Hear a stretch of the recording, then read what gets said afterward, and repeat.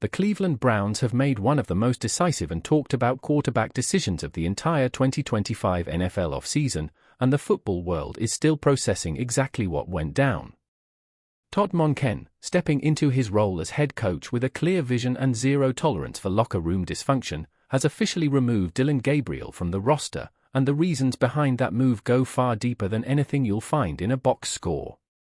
This isn't a story about completion percentages or passer ratings. This is a story about professionalism, respect, cultural accountability, and the kind of leadership that separates organizations that win from organizations that spend decades spinning their wheels. The Browns have been searching for a franchise quarterback for what feels like forever, and now, with Shedeur Sanders locked in as the starter and Gabriel shown the door, something genuinely different appears to be taking shape in Cleveland. When Dillon Gabriel first arrived with the Cleveland Browns, the media attention was immediate and overwhelming. Analysts lined up to praise his arm talent, his football intelligence, and his college resume. Coming off a decorated collegiate career, Gabriel was painted by large portions of the sports media as a legitimate answer to the Browns' perpetual quarterback problem. For a brief window, it genuinely looked like Cleveland might have found its guy, a quarterback who could provide the stability and consistency the franchise had been desperately missing for years. But organizations don't evaluate quarterbacks on hype alone.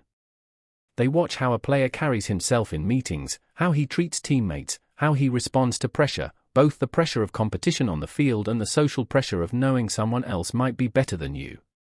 And almost from the very beginning, there were signs that Gabriel wasn't passing those tests. The red flags didn't arrive through his arm. They arrived through his words and his behavior, which, in the NFL, can be even more damaging than poor mechanics or a weak deep ball. Football at the highest level demands that every player, especially quarterbacks, understand that the team is bigger than any individual narrative. Gabriel appeared to struggle with that concept from early on, and as the situation around him evolved, those struggles became harder and harder for the coaching staff to ignore. Then came Shedeur Sanders. Selected in the 5th round of the 2025 NFL Draft, Sanders arrived in Cleveland carrying expectations that no late-round pick typically has to manage. The son of coach Deion Sanders, Shedeur had spent years playing under a microscope at the collegiate level, and rather than wilting under that scrutiny, he had thrived in it. From the moment he walked through the doors of the Browns facility, people inside the organization took notice, not because of his last name, but because of what they saw on the practice field. His ability to extend plays beyond the pocket, deliver precise throws under pressure, and command a huddle with genuine authority set him apart immediately. Sanders carried himself with a composure that is genuinely rare in a rookie quarterback, let alone a 5th-round pick. He studied film diligently, learned the system quickly, and most importantly, he competed every single day with the kind of intensity that coaches gravitate toward. He was not a project. He was not a headline. He was a football player, and a serious one at that. Not everyone inside the building was celebrating, though. Dillon Gabriel, who had been positioning himself as the front-runner for the starting job, felt the shift almost immediately. And instead of responding to the competition the way a professional quarterback should, by working harder, by elevating his game, by letting his performance do the talking, Gabriel took a different path entirely. The moment that began to define Gabriel's time in Cleveland wasn't a bad throw or a costly interception. It was a comment. In what many within the organization and across the media interpreted as a direct shot at Shedeur Sanders, Gabriel described certain players as entertainers rather than competitors. The implication was deliberate and unmistakable. Gabriel was not making a general philosophical observation about football. He was attempting to delegitimize Sanders before the competition between them had even reached full intensity. This is the kind of comment that reveals everything about a player's mental state. It says far more about the person making it than the person it's directed at. By labeling Sanders an entertainer, Gabriel was trying to suggest that Shedeur's appeal was rooted in personality and spectacle rather than actual football ability. He was attempting to plant seeds of doubt in the minds of coaches, teammates, and media, to reframe the competition before the field could settle it honestly. But consider what Shedeur Sanders had already demonstrated at that point in his football career. Game-winning drives in hostile environments. Clutch throws in fourth-quarter pressure situations. a track record of performing precisely when the stakes were at their highest. His collegiate numbers and his performance under pressure were not the resume of an entertainer. They were the resume of a winner. For Gabriel to reduce all of that to a sideshow act was not only disrespectful, it was a calculated move that backfired immediately, because the Browns' coaching staff recognized it for exactly what it was. NFL organizations cannot afford to have quarterbacks publicly undermining each other. The quarterback room is the heartbeat of an NFL franchise, and when one player in that room starts using the media as a weapon against a teammate, it poisons the well for everyone. Todd Monken was watching closely, and what he saw in that comment told him something important about who Dillon Gabriel was as a competitor and as a teammate. Beyond the character questions, there was also the unavoidable reality of what was happening on the football field. Despite the media's continued investment in the Gabriel narrative, his on-field performance simply did not deliver at the level required to win the starting job outright.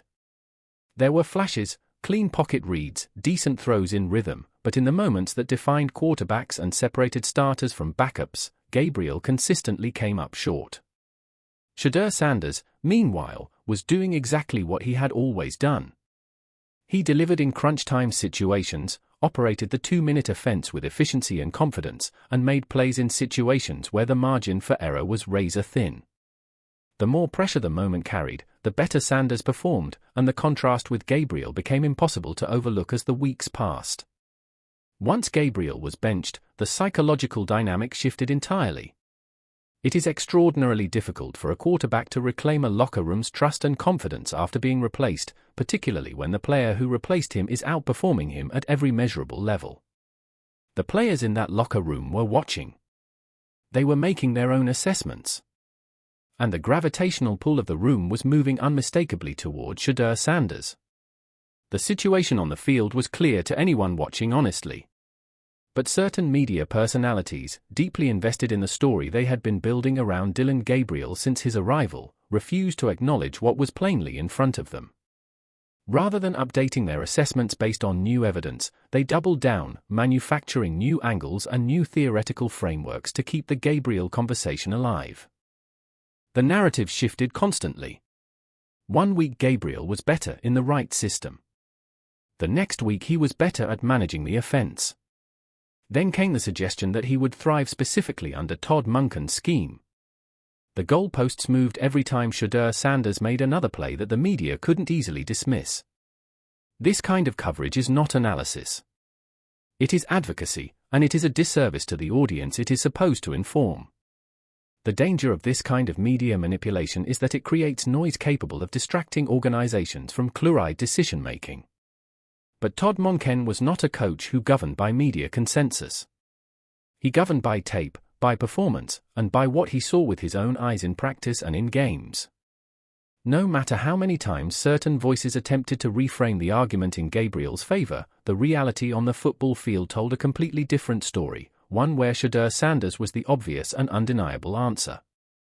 And then came the moment that, by most accounts, sealed Dillon Gabriel's fate in Cleveland permanently.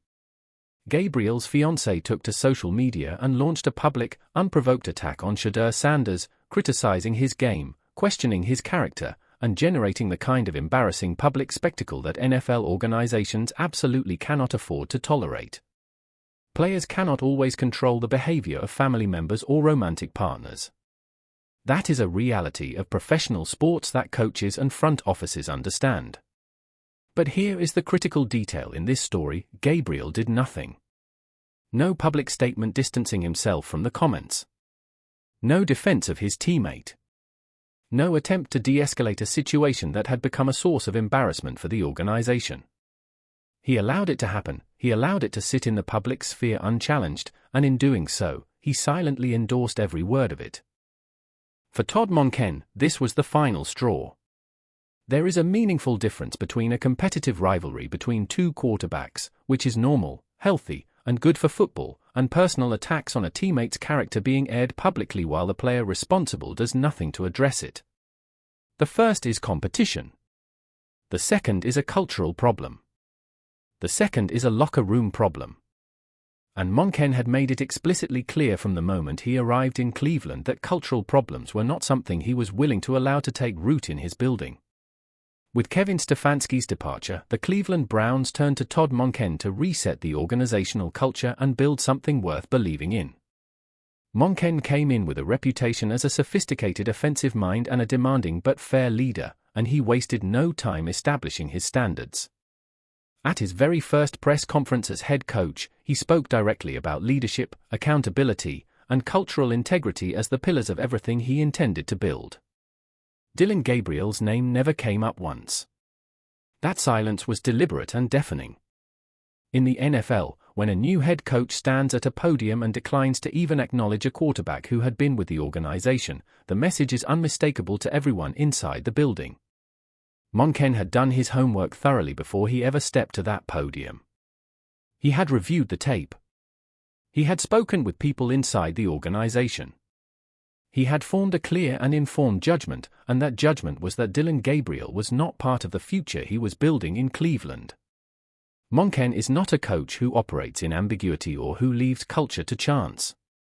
He sets a standard and holds every player in the building to it without exception. Gabriel had been evaluated against that standard, on the field, in the locker room, and in his public conduct, and the evaluation did not go in his favor. And so Todd Monken made the call. Dillon Gabriel was removed from the Cleveland Browns. The decision was made without fanfare, without drama, and without the kind of prolonged public back and forth that might have suggested any uncertainty on the organization's part. It was clean, decisive, and final, exactly the kind of move that defines a head coach who knows exactly what he wants and has the conviction to act on it without hesitation. The Browns organization backed the decision fully and without reservation. When a player's conduct, both on the field and in his public behavior, becomes a distraction and an active detriment to the team's culture, the decision, no matter how uncomfortable it might be in the moment, becomes a necessary one. Gabriel had been given opportunities. He had been extended the benefit of the doubt under the previous coaching staff. But Todd Monken operates under a different set of expectations, and those expectations had not been met. With Gabriel gone, Todd Monken officially named Shedeur Sanders the starting quarterback of the Cleveland Browns heading into the upcoming season. And the language Monken used in making that announcement was not the cautious, hedged language coaches use when they are uncertain. He called Sanders an elite playmaker, not a developmental prospect, not a player with potential, not a project to be cultivated over 2 or 3 seasons. Elite. That is a word a head coach reserves for a player he has studied thoroughly and believes in completely. Those words from Monken carry genuine weight. He has staked his professional credibility as a first-time NFL head coach on Shedeur Sanders, and everything Sanders has shown, in practice, in games, in the way he carries himself as a leader, suggests that confidence is well placed. Sanders enters this season not as a 5th-round pick trying to prove he belongs, but as the named starter of an NFL franchise, fully trusted by his head coach, with the full support of his organization behind him. The Browns have been searching for their quarterback for a very long time. The cycle of hope and disappointment at that position has defined the franchise for decades. But this moment feels different, not because of the hype surrounding it, but because of the substance behind it. Shedeur Sanders has earned this. And Todd Monken has made sure the entire football world knows exactly where Cleveland stands. The story of Dillon Gabriel's departure from Cleveland and Shedeur Sanders' rise to the starting position is ultimately a story about what professional football actually requires beyond physical talent. Talent earns you an opportunity. Character determines what you do with it. The Browns under Todd Monken have drawn a clear line, and every player in their building now knows exactly where it is. If you want to stay ahead of every development in Shedeur Sanders' career and the latest Browns news, subscribe to this channel right now and hit that like button. We cover every angle of this story as it develops, and you will not want to miss what comes next.